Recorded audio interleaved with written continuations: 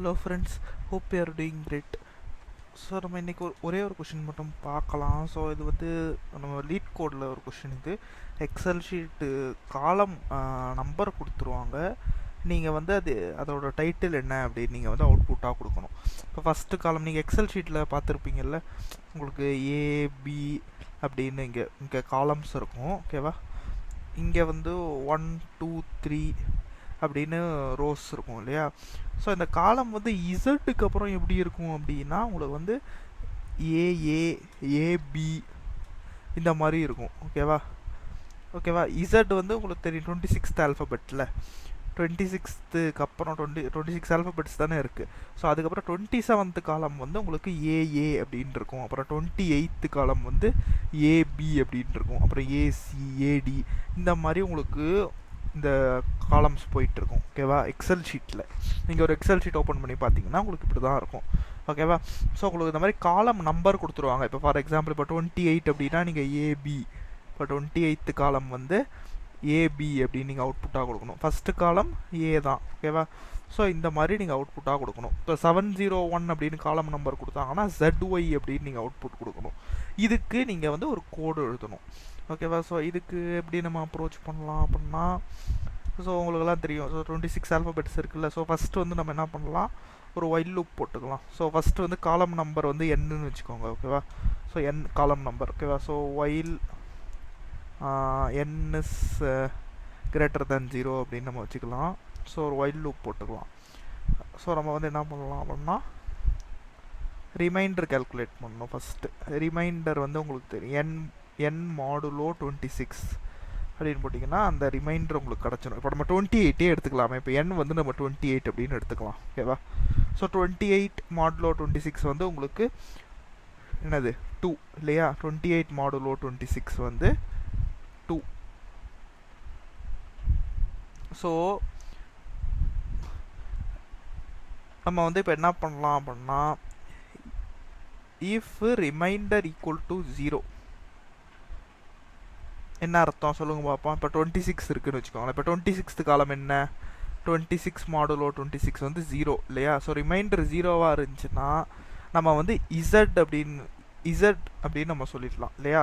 காலம் நேமில் வந்து இசட் இருக்கும். கரெக்டாக? ஸோ நம்ம அதுக்கு முன்னாடி காலம் நேம் அப்படின்னு ஒரு சரி ரிசல்ட்டுன்னு வச்சுக்கலாம்லாம்.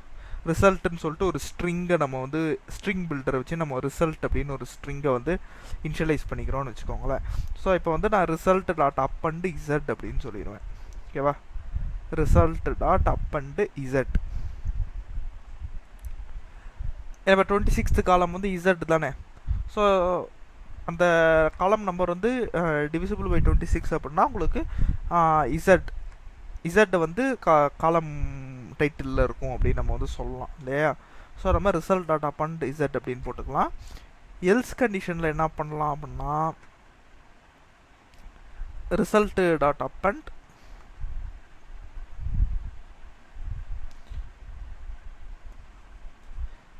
நம்ம வந்து என்ன பண்ணலாம் அப்படின்னா காலம் நம்பர் வந்து ரிமைண்டர். ஸோ ரிமைண்டர் -1 + a அப்படின்னு நம்ம போட்டுக்கலாம். நம்ம ஏன் ப்ளஸ் ஏ அப்படின்னு போடணும் அப்படின்னா ஸோ ஆஸ்கி வேல்யூஸ் உங்களுக்குலாம் தெரியும்ல. ஸோ இப்போ வந்து a + 1 வந்து b. ஓகேவா? ஸோ இப்போ ஆஸ்கி வேல்யூ ஆஃப் ஏ வந்து ஏ கூட வந்து ஒரு 1 ஆட் பண்ணோம் அப்படின்னா உங்களுக்கு b அப்படின்னு வரும் கேரக்டர். ஓகேவா? ஸோ ஒரு a + 2 அப்படின்னு போட்டிங்கன்னா உங்களுக்கு அவுட்புட் வந்து c அப்படின்னு வரும். ஸோ தட் இப்போ ரிமைண்டர் வந்து இப்போ ஃபார் எக்ஸாம்பிள் இப்போ நம்ம 28 எடுத்துக்கலாமே. இப்போ 28 மாடுலோ 26 வந்து 2 அப்படின்னு வந்துருக்கு இல்லையா? ஸோ ஃபஸ்ட் இப்போ என்ன பண்ணாவும் அப்படின்னா ஸோ இந்த கண்டிஷன் எக்ஸிக்யூட் ஆகாது. ஸோ உங்களுக்கு ரிமைண்டர் 0 கிடையாது. ஸோ இந்த கண்டிஷன் எக்ஸிக்யூட் ஆகாது. இந்த எல்ஸ் கண்டிஷன் எக்ஸிக்யூட் ஆகும்போது உங்களுக்கு வந்து ரிமைண்டர் -1. ஸோ ரிமைண்டர் வந்து 2 -1 வந்து 1. ஓகேவா? ஸோ 2 - 1 + a அப்படின்னு உங்களுக்கு எக்ஸிக்யூட் ஆகும் இல்லை? ஸோ இப்போ 2 - 1 வந்து 1 + a வந்து உங்களுக்கு b அப்படிங்கிறது வந்து எதில் அப்பண்ட் ஆகும் அப்படின்னா அந்த ஸ்ட்ரிங்கில் அப்பண்ட் ஆகும். ஓகேவா? அதுக்கப்புறம் என்ன ஆகும், திரும்பவும் உங்களுக்கு நீங்கள் பார்க்கலாம். அடுத்து வந்து நீங்கள் வந்து இங்கே வந்து இன்னொரு கண்டிஷன் போடணும். n = n/26 அப்படின்னு நீங்கள் போடணும். ஓகேவா? இங்கேயுமே இந்த இஃப் கண்டிஷன்லேயுமே நீங்கள் வந்து n is equal to n/26 -1 அப்படின்னு போடணும். ஏன்னா நமக்கு வந்து இசட் வந்து 26th ஆல்ஃபபெட்டு, ஆனால் வந்து நம்ம இண்டெக்ஸிங் வேல்யூஸில் பார்க்கும்போது 0 இங்கே 0லேருந்து தானே ஆரம்பிக்கும். ஸோ இது வந்து 25 அப்படின்னு தானே வரும் இண்டெக்ஸ்.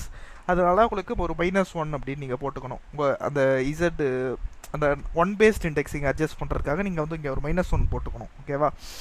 ஸோ நீங்கள் இந்த மாதிரி பண்ணலாம். ஓகேவா?